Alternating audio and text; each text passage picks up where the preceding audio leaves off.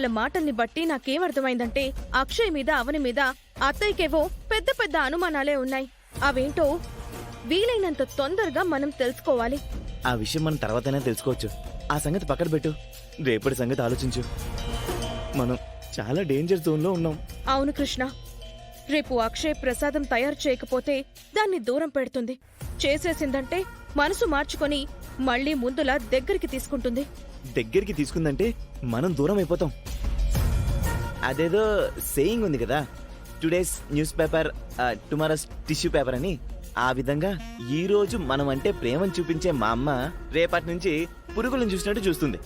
అందుకే రేపు అక్షయ ప్రసాదం జోలికి వెళ్లకుండా చూసుకోవాలి. అవని శ్రీకర్లు మన మీద నిఘా పెట్టుకుని ఏం చేయగలం? మన ప్రాబ్లంకి టెంపరీ సొల్యూషన్ కాకుండా పర్మనెంట్ సొల్యూషన్ కావాలి. దానికి ఒకటే మార్గం ఉంది. ఏంటది? అక్షయ్ని పర్మనెంట్ గా ఎలిమినేట్ చేయడం. అంటే అదే పైకి పంపించడం. పైకంటే పై ఫ్లోర్ కాదు, పరలోకానికి. కాంప్లికేటెడ్ అవుతుందేమో. ఎవ్వరికి అనుమానం రాకుండా చెయ్యాలి. అక్షయ ఏ పనులనైతే అవలీలగా చేయగలుగుతుందో వాటిని అడ్వాంటేజ్ గా తీసుకుని చంపేయాలి. అలాంటివేముంటాయి? ఎస్, ఐడియా వచ్చిందా? వచ్చింది. ఏంటిది? చెప్తాన్రా. చెప్తారా? బంగారం బంగారం. మంచితనం అనేది ఇంకా కొందరిలో బ్రతికే ఉంది అనేది మావయ్య లాంటి వాళ్ళని, పెద్దిరాజన్నయ్య లాంటి వాళ్ళని చూస్తుంటే అనిపిస్తుంది బావా. చివరి నిమిషంలో మావయ్య వచ్చి ఆజ్ఞాపించినట్టు మాట్లాడకపోయుంటే అత్తయ్య అక్షయ్తో ప్రసాదం చేయించడానికి ఒప్పుకునుండేదే కాదు. ఇప్పటి వరకు అమ్మ అక్షయ్ మీద కోప్పడుతూనే ఉంది. రేపు అక్షయ్ ప్రసాదం చేయగలిగితే అమ్మ అభిప్రాయాలు మారిపోతాయనే ఆశ కలుగుతుంది. మన కూతురు మీద గౌరవం తిరిగి ప్రారంభమవుతుంది. అక్షయ్కి అమ్మవారి అనుగ్రహం ఉందనే నమ్మకం నాకు కలుగుతుందవని. కానీ జరగరాందేదైనా జరిగి అక్షయ ప్రసాదం తయారు చేయలేకపోతే? ఎందుకలా మాట్లాడతావని? గతంలో పల్లెటూరి పండగలో ప్రసాదం చేయటం గురించి నీకు తెలుసు కదా. నువ్వే కదా మా అందరికీ చెప్పావు. తన దగ్గర శక్తి ఉంది, తను చేయగలుగుతుందన్న నమ్మకం ఉంది. నా భయమంతా ఆ నిహారిక వాళ్ళ గురించే. ఏదో ఒక రకంగా చెడగొట్టడానికి ప్రయత్నిస్తూనే ఉంటారు కదా. నర్సయ్య గారు, నర్సయ్య గారు!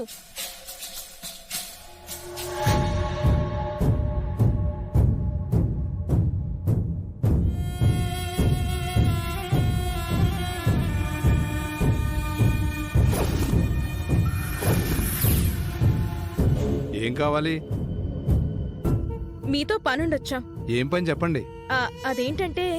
అరే చూప్, చెప్పండి. మిమ్మల్ని కాదు, బుట్టలో ఉన్నది బుసలు కొడుతుంది. ఊరుకోమంటున్నానా? చుప్పని హిందీలో అంటున్నావు. ఈ పాములకి హిందీ కూడా వచ్చా? నా భాష అన్ని పాములకు అర్థమవుతుంది. విషయం ఏంటో వివరించండి. మా ఇంట్లో అక్షయ అని ఒక పాప ఉంది. ఆ పాపకి మహిమలున్నాయి. ఎందుకంటే తను అమ్మవారి అంశతో పుట్టింది. పాములని మీలాగే అవలీలగా పట్టుకుంటుంది, ఆట బొమ్మల్లా ఆడుకుంటుంది. అది మాకు కొత్త శత్రువు. దాన్ని చంపితే మాకు తిరుగుండదు. ఇంకేం ప్లాన్స్ వేసినా మేం ఏదో ఒక రకంగా దొరికిపోతాం. అందుకే ఎవరికి అనుమానం రాకుండా పాము కాటుతో చంపించేద్దాం అనుకుంటున్నాం. పాప ఫోటో ఉందా? ఉంది. బంగారం చూపించు.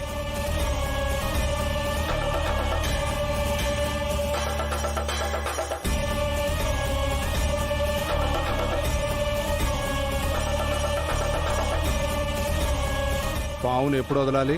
రేపు మా ఇంట్లో ఒక పూజ ఉంది. ఆ పూజ తర్వాత ఈ అక్షయ అమ్మవారి ప్రసాదం తయారు చేయబోతుంది. ప్రసాదం తయారు చేసిందంటే మా అత్తయ్యని ప్రసన్నం చేసుకున్నట్టే. అందుకే ఆ ఘట్టం కంటే ముందే అది చావాలి. దాని చావు భయంకరంగా ఉండాలి. ఒక్క నిమిషం. దానికి మన అడ్రస్ ఎలా తెలుస్తుంది? పాము.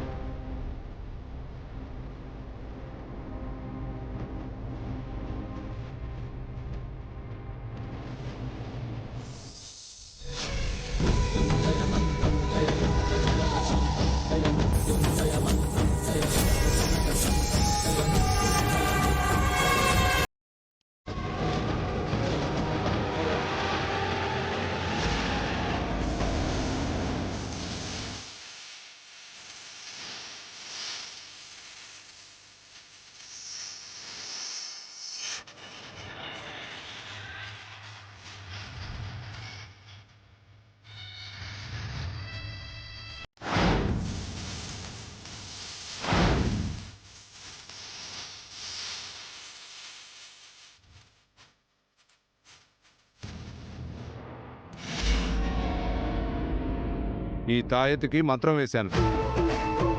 ఈ విష సర్పానికి దీన్ని వాసన చూపించాను. దీన్ని మీరు ఆ పాప ఒంటికి కానీ బట్టలకు కానీ కట్టండి. తను పొరపాటును కూడా గమనించకూడదు. రేపు పామును వదులుతాను. ఈ తాయెత్తును ధరించిన వారి దగ్గరికి చేరుకుంటుంది, కాటేస్తుంది.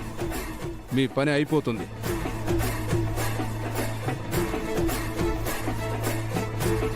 బాగుందండి.